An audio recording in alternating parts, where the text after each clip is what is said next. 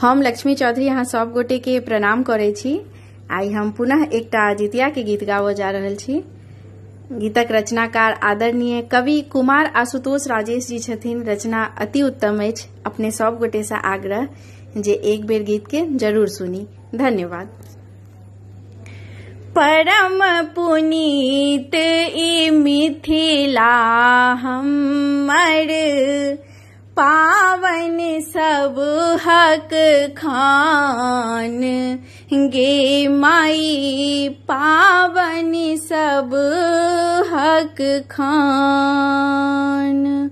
तै मिथिलानी पावथि सब तरे, तै मिथिलानी पावथि सब तरे, देवी रूप सम्मान गे माई, परम पुनीत ई मिथिला हमर, पावन सब हक खान गे माई, पावन सब हक खान। जितिया पावनी भर जग मानए, जितिया पावनी भर जग मानए, होई छै बड़ रे कठिन गे माई, होई छै बड़ रे कठिन। नहाए खाए व्रत और संग पारण, नहाए खाए व्रत और संग पारण, कुल दिन लागए तीन गे माई, परम पुनीत ई मिथिला हमर, पावन सब हक खान गे माई, पावन सब हक खान। चिड़ियायु जे पुत्र सब होए ता, चिड़ियायु जे पुत्र सब होए ता, माता साधति देह गे माई, माता साधति देह।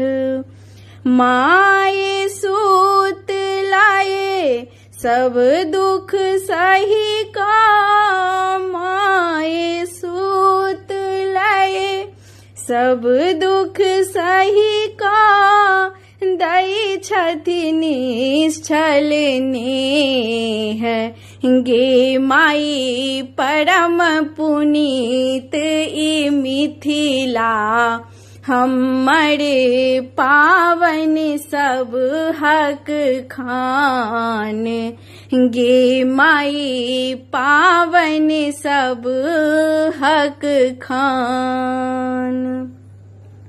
देव रूपता कियो नहीं देखल, माए देवी समान गे माई, माए देवी समान।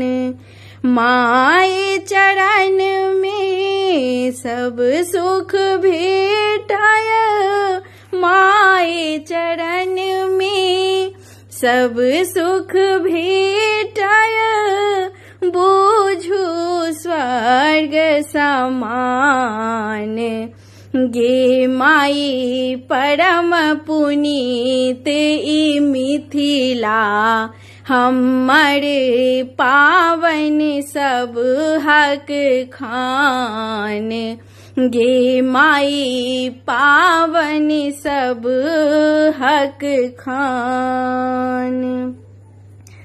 कर जोड़ी आसुतोष कहै छथि, कर जो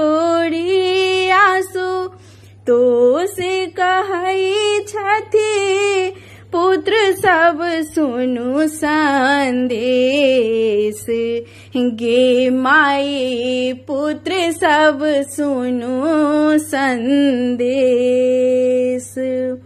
देवो पड़े माता सब हक, देवो पड़े माता सब हक, मानो सब आदेश।